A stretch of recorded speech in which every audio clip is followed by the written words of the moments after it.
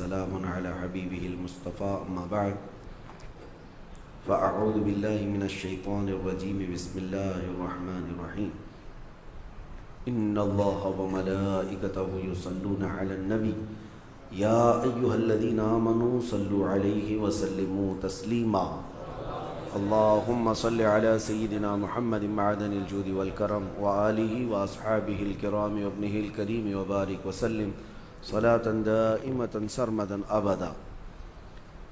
سیرت مصطفیٰ صلی اللہ تعالیٰ علیہ وسلم کے اس سلسلے میں آج ہم کو عرض کرنا ہے نبی پاک صلی اللہ تعالیٰ علیہ وسلم کی عمر مبارکہ کی 25 سال سے لے کر کے 40 سال تک کی جو زندگی تھی وہ خانگی معاملات میں گزری، یعنی ام المومنین خدیجۃ الکبریٰ رضی اللہ تعالیٰ عنہا سے نکاح کے بعد نبی پاک صلی اللہ تعالیٰ علیہ وسلم نے وہ بھرپور زندگی اور ایک مثالی زندگی پوری دنیا کے لیے عطا فرمائی۔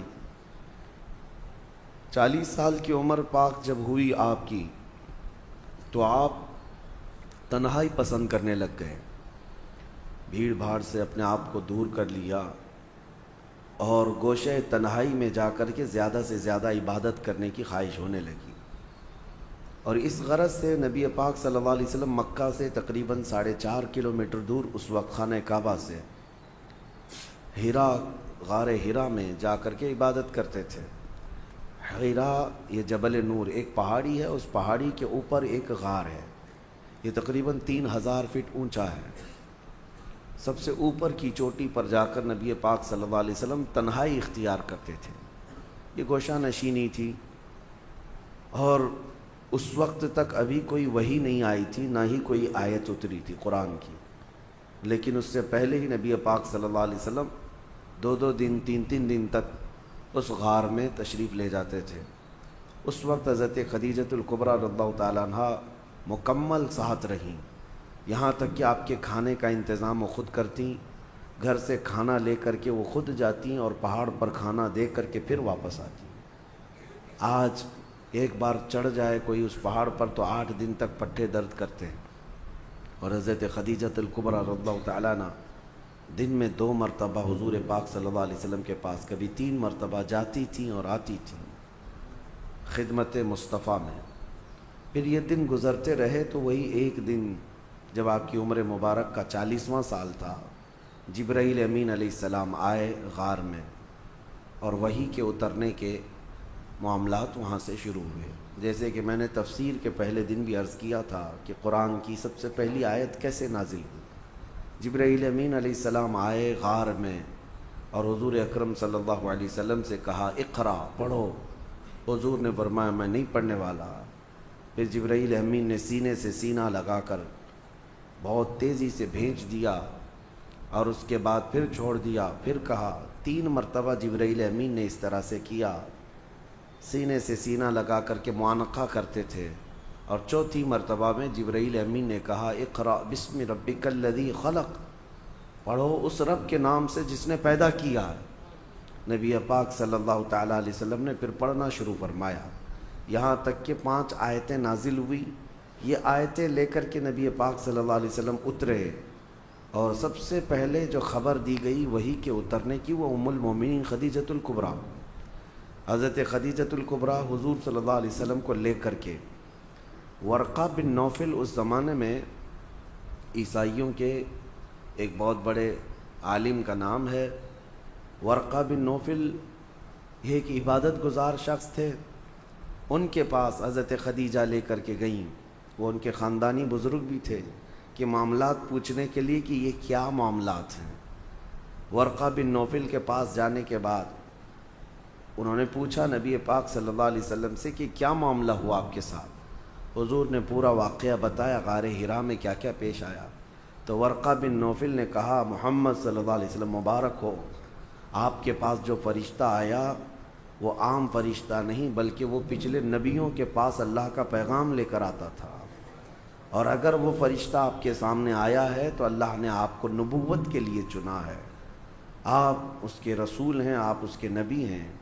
اور ورقہ بن نوفل ایمان لائے ہوئے لوگوں میں سے نہیں ہے، لیکن خواہش یہ کی کاش میں اس زمانے میں جب آپ کی اعلان نبوت ہوگا اور میں تندرست ہوتا تو میں مکمل آپ کی خدمت میں حاضر رہتا، اس لیے کہ عنقریب وہ دن آئیں گے جب آپ کو آپ کے خاندان والے اور آپ کے شہر والے اتنا سخت ظلم کریں گے کہ آپ کو اپنا وطن چھوڑنا ہوگا۔ یہ پہلے ہی کہہ دیا گیا تھا۔ تو نبی پاک صلی اللہ تعالیٰ علیہ وسلم وہاں سے آئے۔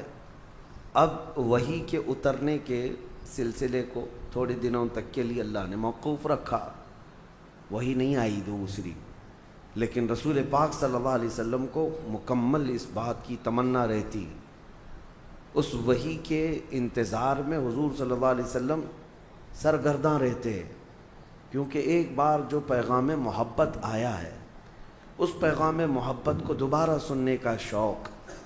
پھر ایک بار مکہ کے بازار سے گزر رہے تھے، کسی نے پکارا محمد محمد، نبی پاک صلی اللہ علیہ وسلم کا نام۔ حضور نے پلٹ کر کے اس آواز کی طرف دیکھا تو آسمان اور زمین کے بیچ میں وہی فرشتہ یعنی جبرائیل امین، وہ اتنی بڑی شکل میں کرسی پر براجمان ہے۔ نبی پاک صلی اللہ علیہ وسلم نے پہلی مرتبہ یہ منظر دیکھا جبرائیل کو اس حالت میں، تو اس کے بعد آسمان اور زمین پورا اس فرشتے سے بھر گیا ہے، جبرائیل امین سے۔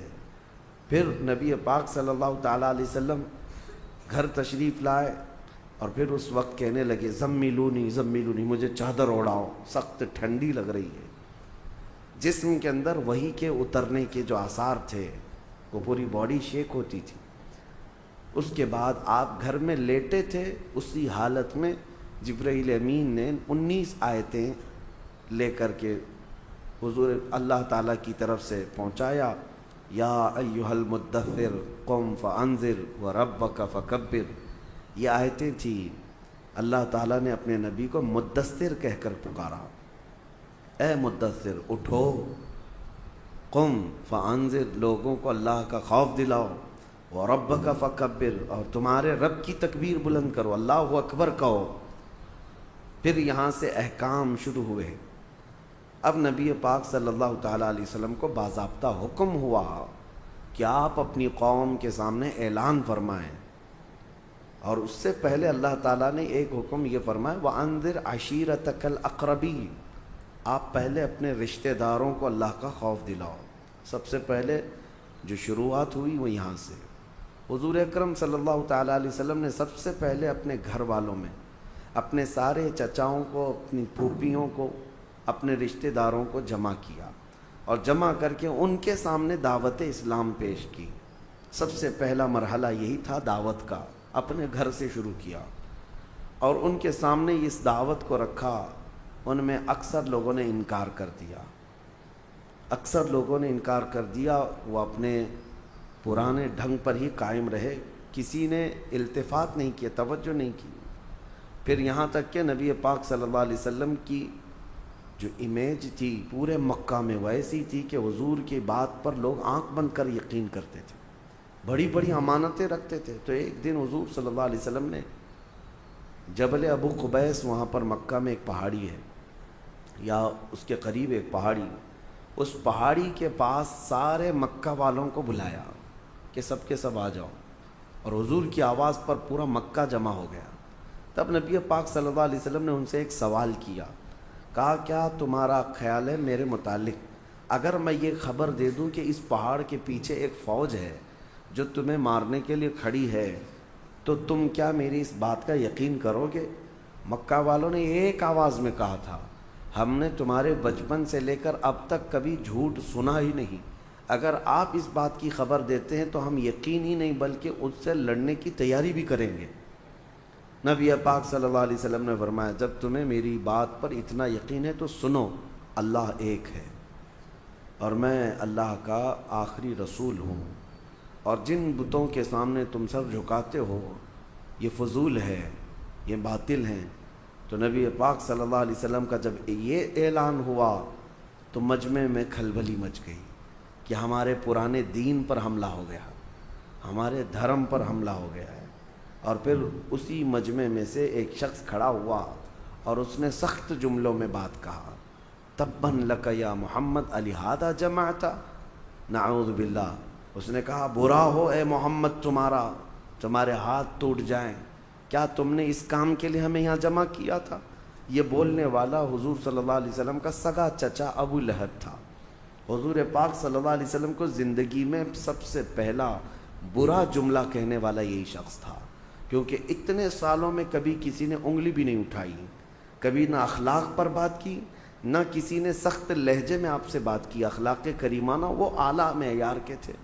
پہلی مرتبہ اس طرح کا کڑوا جملہ اور تان و تشنیع کے ساتھ گالی بھرا ہوا نبی پاک صلی اللہ علیہ وسلم کے قلب اطہر پر یہ بات گراں گزری، بہت سخت ہوئی۔ لیکن اس مجمع سے حضور اکرم صلی اللہ تعالیٰ علیہ وسلم لوٹے تھے کہ ہاں تاریخ میں یہ ہے، اب جو لوگ ایمان لائے ان میں بچوں میں سب سے پہلے مولا علی کرم اللہ وجہہ الکریم، جب آپ کی عمر 9 سال کی تھی۔ بڑی عمر والوں میں سب سے پہلے ایمان لانے والے حضرت ابوبکر صدیق رضی اللہ عنہ، عورتوں میں سب سے پہلے ایمان لانے والی سیدہ خدیجۃ الکبریٰ رضی اللہ تعالیٰ عنہ، اور غلاموں میں سب سے پہلے ایمان لانے والے حضرت زید بن حارثہ رضی اللہ تعالیٰ عنہ، اور حضرت بلال حبشی رضی اللہ تعالیٰ عنہ کا بھی نام ہے۔ یہ لوگ سب سے پہلے ایمان لانے والوں میں ہیں، سب سے پہلے جو لوگ ایمان لائے۔ اب یہ وہ لوگ تھے، اس میں حضرت ابوبکر حضرت خدیجہ کو چھوڑے تو باقی تو سب ان کے حالات ایسے نہیں تھے کہ وہ پورے مکہ والوں سے پنگا لے لیتے، مقابلہ کر سکتے۔ کمزور لوگوں سے دین شروع ہوا، اور جو لوگ شروع میں اسلام میں داخل ہوتے تھے وہ غریب صحابہ تھے، کمزور تھے، لیکن ایمان اتنا مضبوط تھا کہ ہر مصیبت کے لیے وہ ڈٹے رہتے تھے، ہر بڑی سی بڑی مصیبت کو فیس کرنے کو تیار تھے۔ اب یہاں سے تبلیغ اسلام کا سلسلہ شروع ہوا۔ شروع کے سالوں میں نبی پاک صلی اللہ علیہ وسلم نے پوشیدہ طریقے سے ہی دعوت اسلام دی، پوشیدہ طریقے سے، یعنی بالکل اوپنلی دعوت نہیں دی جاتی تھی، تنہا ایک ایک شخص کو کنونس کرنا۔ جیسے حضرت ابوبکر صدیق کی دعوت پر حضرت عثمان غنی ایمان لائے، حضرت ابوبکر صدیق کی دعوت پر حضرت زبیر، حضرت طلحہ، یہ لوگ بھی ایمان لائے۔ تو یہ جو ایک دوسرے سے ایمان کا سلسلہ چلتا رہا۔ باضابطہ طور پر تبلیغ کب ہوئی؟ حضور اکرم صلی اللہ تعالیٰ علیہ وسلم ایک بازار میں تشریف لے گئے، وہاں پر لوگوں کے درمیان خطاب کر رہے تھے کہ ابو جہل درمیان میں آیا، پوری دھول اڑایا حضور پاک صلی اللہ علیہ وسلم پر، اور نہایت سخت جملوں میں کہنے لگا کہ لوگوں اس شخص کی بات مت سنو کہ یہ اس کا ذہنی توازن خراب ہو گیا، نعوذ باللہ، بڑے بڑے برے الفاظ کہتا ہوا۔ اب یہاں سے تکلیفوں کا دور بھی شروع ہو گیا، آزمائش کا دور۔ ایک بات یاد رکھیں، کوئی بھی مشن لے کر کے کھڑا ہونا معمولی نہیں اس دنیا میں، اور وہ بھی نبی پاک صلی اللہ علیہ وسلم نے ایسے پتھر دلوں کے سامنے وہ عظیم دین کو پیش کیا تھا۔ اب آپ اندازہ کر سکتے ہیں وہ لوگ کس قدر ایگریسو تھے، اسی سے آپ اندازہ کریں کہ حضور جیسے شخص کو جو لوگ اچھی طرح جانتے تھے اخلاق میں کیا ہیں، لیکن حضور جب حرم کعبہ میں آتے تو ان کے ساتھ کیا کیا کرتے تھے لوگ، کیا کیا کچرے ڈالے، بہت ساری چیزیں کی، یہاں تک کہ عقبہ بن ابی معیط نام کا ایک ظالم شخص ایسا ہے، حضور ایک بار مسجد حرم میں آئے تھے نماز ادا کرنے کے لیے، اس نے اپنا گمچھا جو رومال ہوتا ہے وہ حضور صلی اللہ علیہ وسلم کے گلے میں ڈال کر گول گھمانا شروع کیا، اور اتنا گھما کر کے کھینچا کہ حضور اکرم صلی اللہ علیہ وسلم کے گلے پاک پر سوجن آ گئی تھی۔ یہ سب معاملات حضور کے ساتھ ہوئے، اور جو صحابہ ایمان لائے تھے ان کی بڑی آزمائش تھی، بڑی آزمائش تھی۔ حضرت ابو فقیہہ ایک غلام تھے، ان کو ان کا آقا اتنا مارتا تھا، یہاں تک کہ راستے میں لے کر جا رہا تھا تو ایک جانور ہوتا ہے چھوٹا سا، اس جانور کو دیکھ کر کے اس نے کہا کہ تیرا خدا یہی تو نہیں ہے۔ اس وقت حضرت ابو فقیہہ کا ایمان دیکھیں، جیسے اس نے گستاخی کی، پکار کر کہنے لگے اللہ ربنا اللہ ربنا، ہمارا رب اللہ ہے، ہمارا رب اللہ ہے، وہ ایک ہے۔ وہ ظالموں کو جلانے کے لیے یہی اتنا ہی کافی تھا، اتنا ہی کافی تھا۔ اسی کو تو اقبال نے کہا ہے کہ یہ غریب صحابہ تھے لیکن ان کے چولہے ہلا کر رکھ چکے تھے، کمزور تھے لیکن ان کے لوگوں کی نیندیں حرام کر رکھی تھی، کہ ان کا داؤ ان پر نہیں چلتا تھا، وہ ڈرائے دھمکائے موب لنچنگ کیے لیکن صحابہ پر کچھ بھی اثر نہیں ہوتا تھا۔ اسی کو اقبال نے کہا تھا کفر دم توڑ دے گا ٹوٹی ہوئی شمشیر کے ساتھ۔ تمہارے پاس بڑے ہتھیار ہونے ضروری نہیں ہیں، ٹوٹی ہوئی شمشیر، ٹوٹی تلوار۔ فرماتے ہیں اقبال کفر دم توڑ دے گا ٹوٹی ہوئی شمشیر کے ساتھ، گر تم نکل آ جاؤ ایک بار نعرہ تکبیر کے ساتھ۔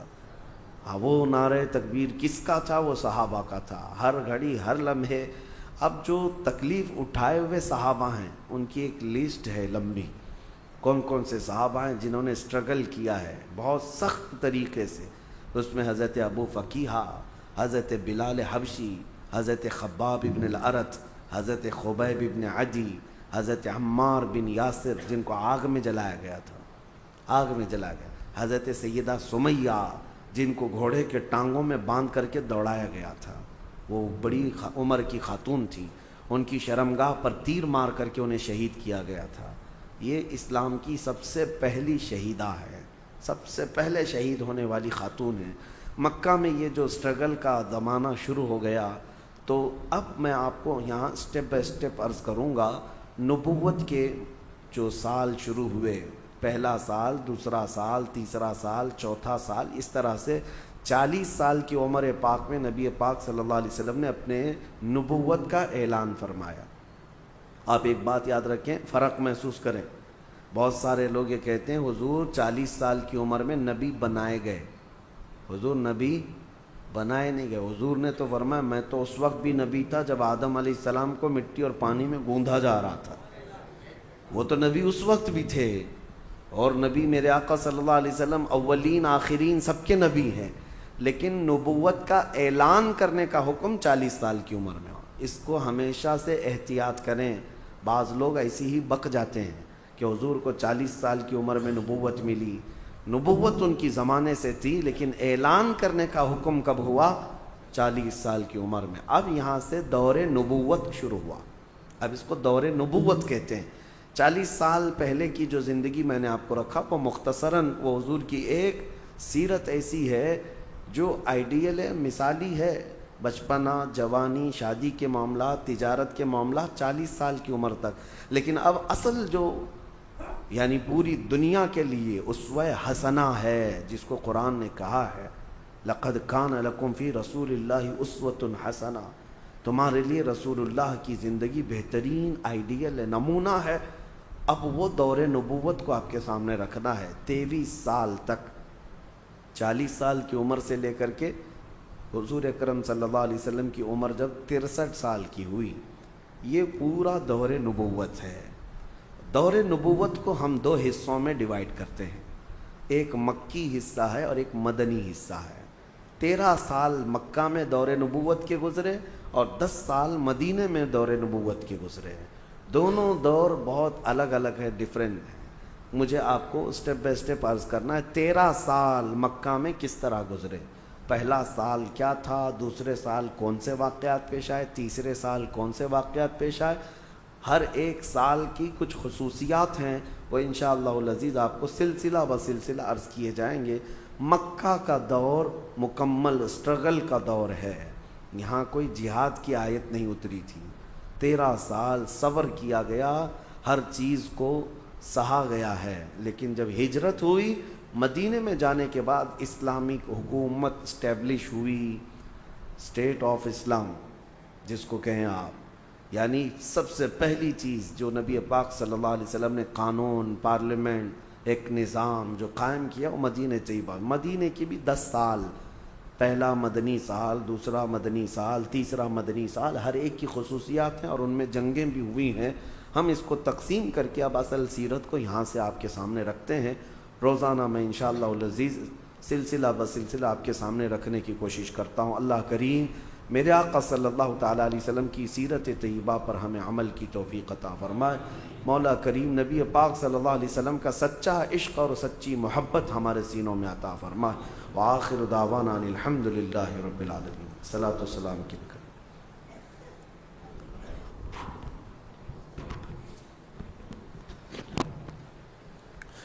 کعبے کے بدرود جا تم پہ